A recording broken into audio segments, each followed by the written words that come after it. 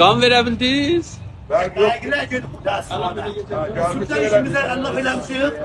Abi sübdən gəlmiş bir də biz qan verək. Onu da vergiler yoktu qalmış bir də. Saat neçəyə yanmışdınız? Mən valla saat deyəndə 9'da 9:01 buradaydım. Dedilər ki saat adam çoxudur müraciət qılanda xoşbəxtانه ki Vaqənin çox laf vardı ki. O gün ola gedibdi Bərgindi. Onda vergi yoktu qalmışıq da. Dedilər ki sabah gəlcinə. Benim süre çıkanan var. Süb saat 9'da dedi böyle kamerimiz kalıp indi yapamamış. Biz yedik on kalanı. Ya sana bundan daha geliyor. Yok bunu Vaqət də. Vaqənin 3 kilo. Ben bilmiyorum ne adam değil. Ya bir köməkli yer. Siz də siz qan verəsiniz?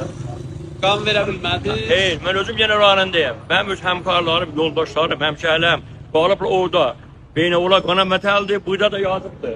Bəndərə bas təsbiyyat, onu etiraz etdik ki. Gəlmiş burada oturub orada diyor, bəgi yox. Vaqənin mən deyil olur diyor. Vatan, Vaqənin